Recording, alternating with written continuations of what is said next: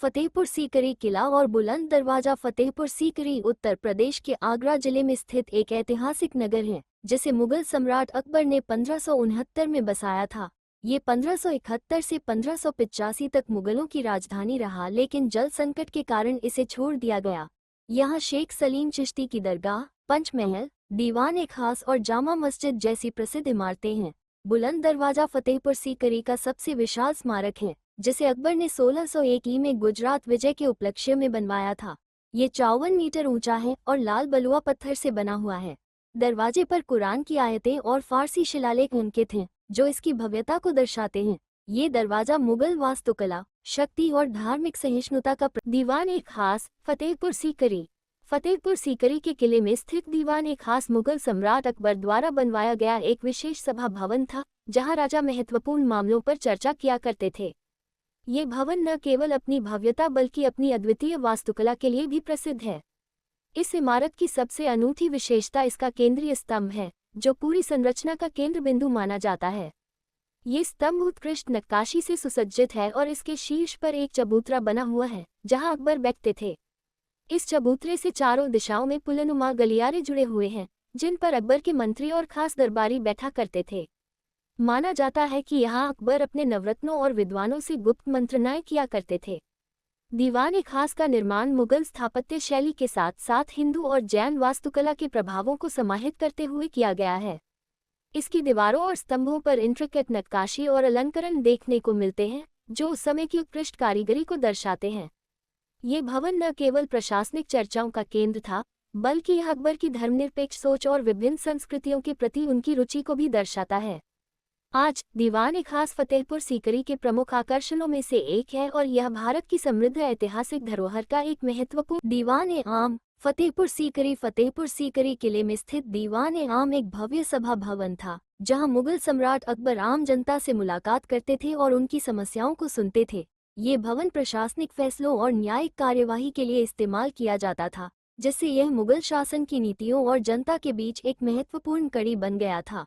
इस इमारत की वास्तुकला प्रभावशाली है और यह पूरी तरह से लाल बलुआ पत्थर से निर्मित है। इसके सामने एक बड़ा आंगन है, जहां भारी संख्या में लोग एकत्रित होते थे। भवन के अंदर एक ऊंचा मंच, चबूतरा, बना हुआ है, जहां सम्राट बैठकर फरमान जारी करते थे। इस मंच के पीछे एक जालीदार खिड़की भी है, जिसे झरोखा दर्शन के लिए बनाया गया था, ताकि महल की महिलाएं सभा की कार्यवाही देख सके। दीवान आम में अकबर अपनी प्रजा की शिकायतें सुनते थे और न्याय करते थे। यही वह स्थान था जहां अकबर ने अपनी नीतियों और धार्मिक सहिष्णुता से जुड़े कई महत्वपूर्ण निर्णय लिए थे। ये भवन मुगल प्रशासनिक व्यवस्था का प्रतीक माना जाता है और आज भी अपनी भव्यता और ऐतिहासिक महत्व के कारण पर्यटकों को आकर्षित करता है। जोधाबाई का महल फतेहपुर सीकरी। फतेहपुर सीकरी किले में स्थित जोधाबाई का महल मुगल सम्राट अकबर द्वारा अपनी राजपूत पत्नी, जिन्हें आमतौर पर जोधाबाई कहा जाता है, के लिए बनवाया गया था। ये महल फतेहपुर सीकरी परिसर की सबसे बड़ी इमारतों में से एक है और इसकी वास्तुकला में हिंदू, मुगल और राजपूत शैलियों का अद्भुत मिश्रण देखने को मिलता है। ये महल अन्य शाही आवासीय भवनों से अलग थलग स्थित है, जिससे इसकी गोपनीयता और शाही महिलाओं के रहने के लिए आवश्यक सुरक्षा सुनिश्चित होती थी। महल के चारों ओर ऊंची दीवारें हैं, जो इसे एक किले जैसा रूप देती हैं। अंदर जाने पर बड़े बड़े खुले प्रांगण, गलियारे और सुंदर रूप से नक्काशीदार खंभे नजर आते हैं, जो इस महल की भव्यता को दर्शाते हैं। महल के अंदरूनी हिस्सों में कई कक्ष हैं, जिनका उपयोग विभिन्न उद्देश्यों के लिए किया जाता था। यहाँ रसोई, पूजा स्थल और अन्य आवश्यक सुविधाएं मौजूद थीं। इस महल की सबसे खास बात इसकी वास्तुकला है, जिसमें हिंदू मंदिरों जैसी नक्काशीदार छतें, गुंबद, झरोखे और खिड़कियां शामिल हैं। दीवारों और छतों पर किए गए नक्काशी कार्य से यह स्पष्ट होता है कि अकबर ने अपनी रानी की धार्मिक और सांस्कृतिक मान्यताओं का सम्मान किया था। आज जोधाबाई का महल मुगलकालीन स्थापत्य कला और सांस्कृतिक समन्वय का एक उत्कृष्ट उदाहरण है। ये महल पर्यटकों के लिए खुला है और फतेहपुर सीकरी किले के मुख्य आकर्षणों में से एक माना जाता है।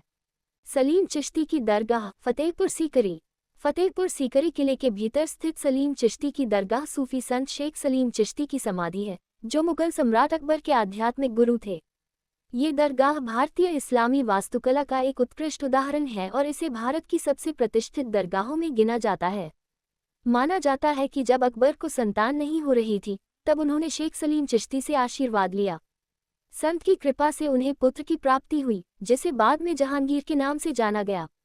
इसी उपलक्ष्य में अकबर ने फतेहपुर सीकरी को अपनी राजधानी बनाया और यहाँ ये भव्य दरगाह स्थापित की। दरगाह मुख्य रूप से सफ़ेद संगमरमर से बनी हुई है और इसमें बेहतरीन नक्काशी की गई है। इसका प्रमुख आकर्षण इसकी जालियां फिलिग्री वर्क हैं, जो बारीक कारीगरी का बेहतरीन नमूना है।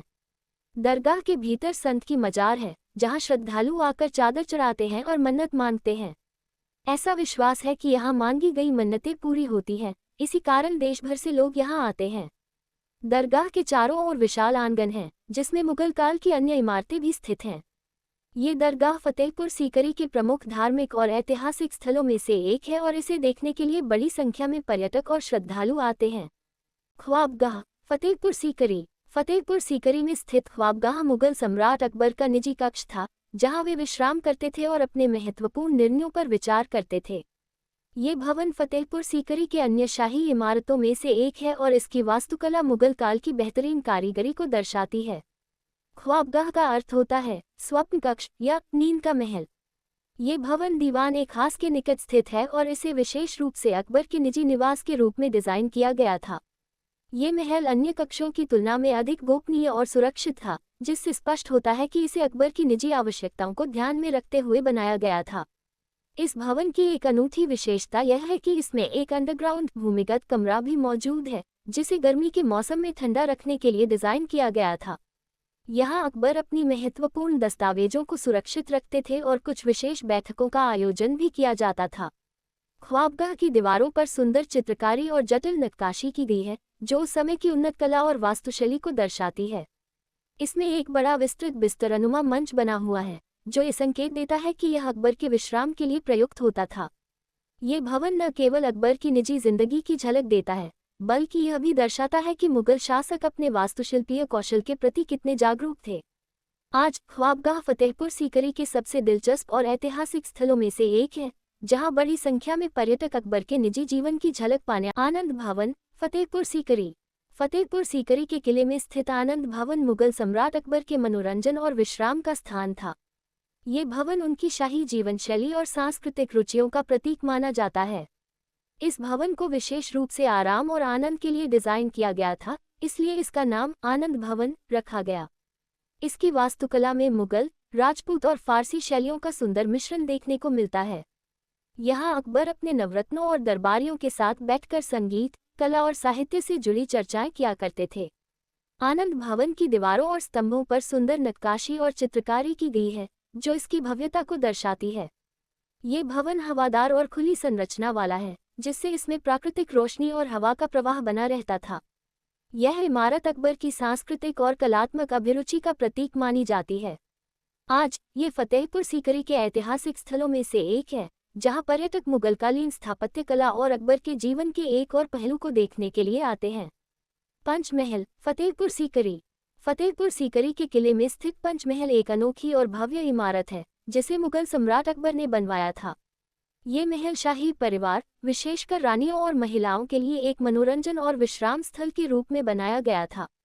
इसकी अनूठी वास्तुकला इसे फतेहपुर सीकरी के अन्य भवनों से अलग बनाती है। पंचमहल 5 मंजिला इमारत है, जो एक पिरामिडनुमा संरचना की तरह दिखती है। प्रत्येक मंजिल पहले से छोटी होती जाती है, जिससे इसकी आकृति सुंदर और संतुलित लगती है। इमारत पूरी तरह से खुली है और इसमें दीवारों के बजाय केवल खंभों का प्रयोग किया गया है। कुल 84 स्तंभों पर टिका ये महल गर्मी के दिनों में ठंडी हवा के प्रवाह को बनाए रखने के लिए डिजाइन किया गया था, जिससे यह एक प्राकृतिक वातानुकूलित स्थान बन जाता था। इस महल का उपयोग शाही महिलाएं संगीत, नृत्य और अन्य सांस्कृतिक गतिविधियों का आनंद लेने के लिए करती थी। यहाँ से पास के जलाशय और पूरे परिसर का विहंगम दृश्य देखा जा सकता है, जिससे ये स्थान और भी आकर्षक बन जाता है।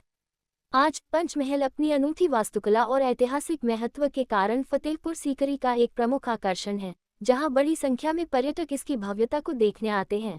हाथीपोल फतेहपुर सीकरी। हाथीपोल फतेहपुर सीकरी किले का प्रमुख प्रवेश द्वार है और यह किले की सुरक्षा और संरचना में महत्वपूर्ण भूमिका निभाता है। यह मुख्य किले के बाहर स्थित है और इसका नाम हाथीपोल इस कारण पड़ा क्योंकि यह एक विशाल द्वार था, जिससे हाथियों को किले के भीतर प्रवेश कराया जाता था। इसके माध्यम से न केवल हाथियों बल्कि अन्य भारी सामान और घुड़सवारों को भी किले के अंदर लाया जाता था। हाथी पोल की वास्तुकला मुगल शाही स्थापत्य का एक उत्कृष्ट उदाहरण है। ये द्वार विशेष रूप से भव्य और मजबूत डिजाइन किया गया था, जिससे किले की सुरक्षा सुनिश्चित हो सके। हाथी पोल के ऊपर एक शानदार गुंबद है और इसके प्रवेश मार्ग के दोनों ओर मजबूत खंभे और किवाड़ लगे हुए हैं, जो इसकी रक्षा को और प्रभावी बनाते हैं। इस द्वार के आसपास की दीवारों और संरचनाओं पर सुंदर नक्काशी और चित्रकला की गई है, जो मुगली कला के उच्चतम मानकों को दर्शाती है।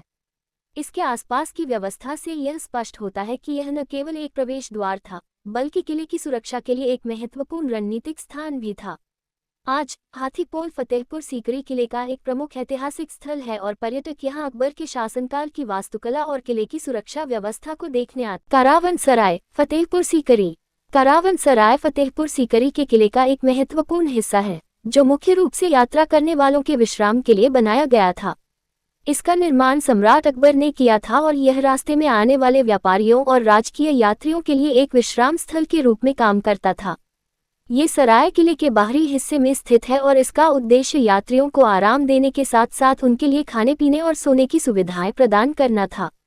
कारावनसराय की वास्तुकला मुगल शैली की है, जिसमें एक केंद्रीय आंगन और चारों ओर रहने के लिए कमरे बनाए गए थे। ये संरचना पर्यटकों और व्यापारियों की सुरक्षा और आराम के लिए पूरी तरह से व्यवस्थित की गई थी। यहाँ रुकने वाले लोग अपनी यात्रा के दौरान आराम कर सकते थे और साथ ही साथ सामुदायिक स्थानों में सामाजिक गतिविधियों का हिस्सा भी बन सकते थे।